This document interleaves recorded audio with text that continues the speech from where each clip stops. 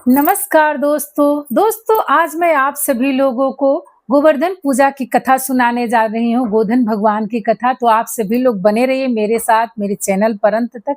इस कथा को ज़रूर सुना जाता है गोवर्धन पूजा में, अपने भाई की लंबी उम्र के लिए इस कथा को सुना जाता है, क्योंकि बहन जो है उस दिन अपने भाई को श्राप देती है। तो श्राप जब दी रहती है तो इस कथा को सुनती है तो भाई की लंबी उम्र होती है। तो लंबी उम्र की कामना से इस कथा को सुना जाता है। तो चलिए दोस्तों, आइए मैं आप सभी लोगों को कथा सुनाती हूँ। आप सभी लोगों को मेरे तरफ से भाई दूज एवं गोवर्धन पूजा की बहुत-बहुत शुभकामनाएँ। तो चलिए मैं कथा का शुभारंभ करती हूँ। एक राजा थे, एक रानी थी और राजा की एक बहन थी। राजा की रानी जो है साँप से प्रेम करती थी, साँप से मिली थी, ठीक है? तो राजा बोले कि आज मैं नदी नहाने जा रहा हूँ, तुम अपने घर का काम करो, मैं नदी नहा करके आ रहा हूँ। तो रानी बोली, हाँ, हाँ, जाइए, ठीक है, जाता हूँ। और उसके बाद से आता हूँ तो खेत पर जाता हूँ। तो रानी बोली, हाँ, हाँ, जाइए, क्या करना है? रानी जो है उस साँप से मिली थी, तो रानी बोली उस साँप से जाकर के कि आज राजा जो अभी नहाने जा रहे हैं, तो जाएँगे नदी के किनारे नहाने, तो तुम जो है राजा को काट लेना, तो राजा मर जाएँगे, तो हम दोनों से जो है विवाह हो जाएगा, हम दोनों एक हो जाएँगे। साँप बोला, ठीक है। राजा गए नहाने के लिए, तो कपड़ा खोल करके पूरा अपना जो है नदी के किनारे अड़ार पर पीपल के पेड़ के नीचे रख दिए और सोचे कि नहा करके आता हूँ तो नहा करके पहन लेता हूँ। तो राजा गए नहाए, नहा करके आए, आ करके वो अपना कपड़ा उठाए, कपड़ा उठा करके फिर कपड़ा ज्यों उठाए तो देख रहे हैं कि उस कपड़े के नीचे, उनके धोती के नीचे जो है साँप बैठा हुआ है। राजा क्या किए, उस पीपल के पेड़ पर से एक डंडा, एक टहनी तोड़े और तोड़ करके उस साँप को वहीं मार दिए और मार करके जो है उस पेड़ पर उसको लटका दिए। साँप को जो है उस पेड़ पर लटका दिए। घर पर आए तो रानी से बोले, अपनी कहानी सुनाने लगे कि अरे आज तो मैं बहुत बड़ा काल से बचा हूँ। अगर थोड़ा-सा लापरवाह हो गया होता तो आज तो मैं ज़िंदा ही नहीं रहता। रानी बोली, वो तो मिली ही थी साँप से। रानी बोली कि ऐसा क्या बात हो गया कि आप काल से बच गए? तो बोले, अरे आज मैं मेरे कपड़े के नीचे जो है साँप आ गया और नहा करके आया तो उठाया तो देखा कि उसके नीचे वो बैठा है। अब तो रानी तो साँप को सिखाई ही थी और बोली थी, रानी के देह में बेचैनी होने लगा। तो वो बोले कि क्या किए उस साँप को? तो बोले, किया क्या? मार दिया, मार करके और पीपल के पेड़ पर उस टहनी पर जो है उसको लटका करके चला आया हूँ। रानी क्या की कि अपने राजा को भोजन परोस दी और परोस करके बोली कि आप खाइए यहाँ पर, तब तक मैं घूम करके आती हूँ। रानी के अब देह में बेचैनी क्यों, तो उनसे प्रेम करती थी तो वो मर गया। गई तो देखी कि वो इस सपवा को जो है साँप साँप पेड़ पर जो है वो लटका हुआ है। तो साँप को जो है पेड़ पर से उतार कर, अरे इतना बहुत सीधे साधारण आदमी थे, इसका स्त्रीया चरित्र इतना नहीं समझते थे। पेड़ पर से उस साँप को उतारी, उतार करके उसको 7 कुटिया जो है 7 पीस 7 भागों में जो है बाँट दिया और 7 भागों में बाँट करके जो है ला करके 4 जो है अपने बेड के नीचे, खटिए के नीचे जो है 4 पाँवों में खटिए के नीचे डाल दी, ठीक है? और एक दिया में डाल दी, दिया के नीचे डाल दी और एक जो है अपने ये जो साड़ी होता है फुफ्ती उसमें डाल ली और एक जूड़ा में डाल ली। उसको जो है कुटिया-कुटिया बना करके और जगह-जगह पकड़ा दी। अब वहाँ से आई, इतना प्रेम करती थी। अब वहाँ से आई तो राजा खा रहे तो बोली, कहाँ गई थी? कहीं नहीं गई थी, ऐसे ही घूम रही थी। तो राजा से बोले कि मैं आपसे आज एक बुझाउल बुझाऊँगी, मतलब गेम खेलूँगी। आप क्या उस गेम में जीतेंगे? क्या मैं जो बुझाउल बुझाऊँगी आप बूझेंगे?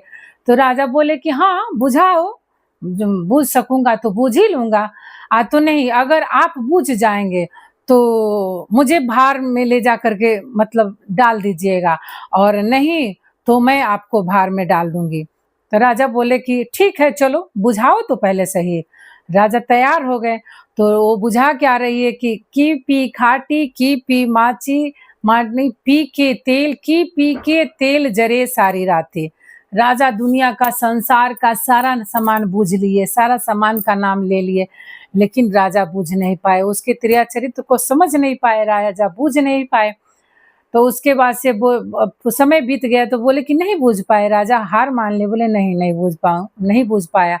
तो बोले कि आज इसी तरह से गोवर्धन भगवान का पूजा का दिन था, गोधने का दिन था जो है, तो बोली कि आज तो अगर नहीं बूझूँगा तो वो नहीं, मैं तो बुझाउल नहीं बूझ पाया अब तो मेरी रानी मुझे भार में झुका देगी। तो क्या बोले कि मन में सोचते हुए बोले कि चल रहा हूँ बहन के घर, कल तो भार में झुका ही देगी, चलो थोड़ा बहन से ही मिल आता हूँ। तो राजा क्या किए कि अपने बहन से जो है मिलने के लिए चले गए। तो राजा गोवर्धन पूजा के दिन ही अपने बहन से मिलने के लिए गए। तो बहन जो है अपने भाई को श्राप दी थी और श्राप देकर के आयु जोड़ा जाता है उस दिन। भाई की लंबी आयु की कामना हेतु जो है आयु जोड़ा जाता है, तो आयु जोड़ने में जो है बोला नहीं जाता है। तो बहन जो है अपने भाई की लंबी उम्र के लिए जो आयु जोड़ रही थी। तो जब आयु जोड़ रही थी तो उसी समय राजा पहुँचे, दरवाज़ा खटखटाए तो रानी उठ नहीं पाई, बोल नहीं पाई, दरवाज़ा नहीं खोल पाई। तो बोले कि हो न हो, आफत-काल के समय में कोई साथ नहीं देता है। आज बहन भी मेरा साथ नहीं दे रही है, उसके दरवाज़े पे आया हूँ तो दरवाज़ा ही नहीं खोल रही है।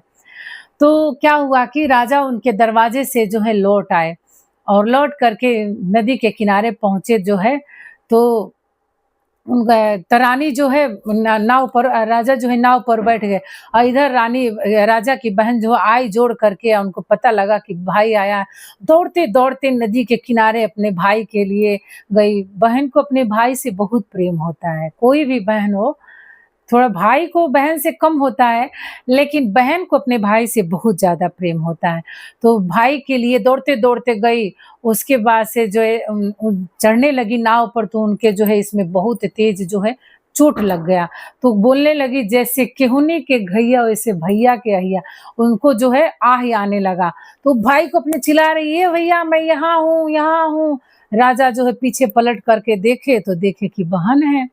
अब तो राजा वापस आए और फिर अपने भाई को राजा की बहन जो है अपने घर लेकर के गई और उस दिन जो है भाई को जो है अमृत के लिए जो है मतलब लंबी आयु के लिए जो है फारा खिलाया जाता है, जो चावल से चिउआ फारा बनता है ना, तो चिउआ फारा बनता है तो भाई के लिए वो फारा बनाई थी, उसको अमर फारा बोला जाता है। हर गोवर्धन पूजा में हर जगह जो है ना ये व्यंजन बनता है, आप लोग भी ज़रूर बनाइएगा और ज़रूर खाइएगा, ठीक है? तो अमर फारा बनाई थी तो ला करके परोस करके अपने भाई को दी और बोली कि भैया खाइए। भैया का तो मन उदास था तो बोले कि भैया क्यों इतना उदास हैं आप? तो बोले सारी कहानी सुना दिए कि अपनी पत्नी का ऐसे-ऐसे हाल है। दुनिया का सारा सामान मैं बूझ डाला हूँ, एक बुझावल बुझाई है और मैं बूझ नहीं पाया हूँ तो बोली है कि मैं तुमको जो है भारे झुका दूँगी। तो आज जाऊँ तो सोचा कि चल कर के बहन से मिल आता हूँ। तो इसीलिए मैं तुमसे मिलने आया हूँ। तो बोली कि ठीक है, आप खा लीजिए और मैं भी आपके साथ चलूँगी। तो बोले तुम क्या करोगी चल कर के? वो तो मुझे भारे झुका देगी, तुम कैसे सहन कर पाओगे? तो बोले ठीक है, कोई नहीं मैं चलती हूँ। भाई के साथ बहन जो है चल गई और वहाँ पर से जो अमर फारा-वारा खिला करके बहन लेकर के अपने भाई को चली गई। जब वहाँ पहुँचती है तो देखती है कि भाभी भाभी आकर के गले मिल रही है, तो भाभी को ऐसे धक्का मार कर के हटा दे नहीं, रास्ते में जब जाने लगी, तो रास्ते में रात हो गई, तो रात हो गई तो वहीं पे वो रुक गई। वहीं पे रुक गई पोखरे के किनारे, तो घर-घर की लक्ष्मी जो है आकर के वहाँ पर जो है बैठी थी। तो जो उनके घर की लक्ष्मी थी तो महक रही थी मतलब बास दे रही थी। क्यों? क्यों दिया जो था ना तो दिया के पेनी के नीचे एक कुटिया साँप का जो है रख दी थी। अब वो सड़ता था तो महकता था, तो सब लक्ष्मी लोग कहते तुम क्यों इतना महक रही, तुम क्यों इतना महक रही हो, क्यों इतना बदबू कर रही हो, क्यों इतना मतलब दुर्गंध फैला रही हो? तो कहानी बताई कि रानी जो है हमारे घर की क्या क्या बताऊँ शुभ चलनी सब लक्ष्मी लोग बोलने लगे कि हमारे घर की जो राजा की बीबी है मतलब रानी है, वो जो है राजा से साँप से मिली थी, साँप से प्रेम करती थी और जो है राजा को बुझाउल बुझाए कि ये सामान बूझो। राजा दुनिया का सारा सामान बूझ डाले, हर सामान का नाम ले डाले, लेकिन जो है वो नहीं बूझ पाए। वो तो साँप से मिली थी और जो है राजा उसको मार दिए। वो गई तो कुटिया-कुटिया बना कर के 4 गो खटिया के नीचे रख दी है और अपने एक फुर्ती में रख ली है, अपने एक जूड़ा में रख ली है और एक कुटिया क्या की है कि मेरे दिया के नीचे भी रख दी है। इसीलिए मैं इतना महक रही हूँ, इतना बदबू दे रही हूँ। अब तो इस बात को राजा की बहन सुन ली और राजा सो गए थे और राजा की बहन इस बात को सुन ली और सुन करके जो है आई, तो घर पर जब आई तो राजा की मतलब उस बहन की भौजाई जो है रानी से गले मिलने के लिए आई, अखबार देने के लिए आए। तो बहन क्या की अपने भाभी को ऐसे कि हटो, क्यों गले मिलने आ रही हो? तो बोले ऐसा क्या बात? अरे नहीं, तुम जो बुझौल बुझाई हो तुम बुझाओ तो भौजाई पानी-वानी लेकर के बोले रखे रहो अपना पानी, मुझे पानी-वानी नहीं चाहिए। जो भैया से मेरे बुझावल बुझाई हो, वो बुझावल तुम मुझसे भी बुझा दो। तो बोली अरे ये पति-पत्नी का बात है, आप इसके फिर में क्या पड़ रही हैं? तो बोले नहीं, नहीं कोई पति-पत्नी का बात नहीं है, ठीक है जो है सो है। लेकिन एक बार वो बुझौलुआ मुझे भी बुझा दो। तो बताई कि पी खाटी की पी माची पी के तेल जरे सारी रातें। राजा की बहन तो सारा लक्ष्मी जी के मुँह से सुन ली थी रात में। क्या की कि पकड़ी उनका बाल पीछे से और खींच के निकाली, उनका जूड़ा खोल दी और खींची बाल, तो उसमें से एक कुटिया गिर गया। साड़ी का ये खींची, जो ये प्लेट होता है इसमें रखी थी, तो साड़ी का ये खींची बस इसमें से एक कुटिया गिर गया साँप का। और जो गई तो चारों बेड के नीचे से एक-एक पीस जो है उसमें से चारों कुटिया लेकर के निकाल के और दिया के नीचे गई, तो दिया के नीचे से ला कर के ओकरा कह दी, "यही तो तुम बुझावल बुझाई थी ना, और इसी बुझावल को बुझा करके साँप से मिली थी और इसी बुझावल को बुझा करके तुम मेरे भाई को भार में झुकवाने जा रही थी। तो तुम ही ना बोली हो कि अगर राजा बुझ जाएँगे तो मुझे भार झुका देंगे और मैं बुझ जाऊँगी तो राजा को भार झुका दूँगी।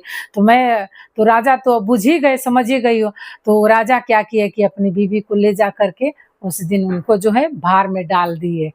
तो जिस तरह से वो भाई वाली हुई, सबके भाई अजर अमर रहे। तो दोस्तों यही थी गोवर्धन पूजा में सुने जाने वाली पारंपरिक कथा है, ये कोई मनगढ़ंत कहानी नहीं है। इस कथा को हर साल जो है दादी-नानी जो लोग रहते हैं, वो लोग गोवर्धन पूजा में गोधन जिस दिन कुटाते हैं, तो उस कथा को लोग कहते हैं। तो मैं भी उन्हीं लोगों से सुनी हूँ, तो इस कथा को मैं आप लोगों को सुना दी। तो दोस्तों आप सभी लोगों को ये कथा कैसी लगी? फिर मिलती हूँ आप सभी लोगों के साथ एक नई वीडियो के साथ। तब तक के लिए आप सभी लोगों को मेरे तरफ से गोवर्धन पूजा, गोधन भगवान की पूजा की बहुत-बहुत शुभकामनाएँ। प्रेम से बोलिए गोवर्धन भगवान की जय। सब बहन भाई वाले हो जाएँ, सबके भाई जो है अमर अजर अमर रहें। ठीक है?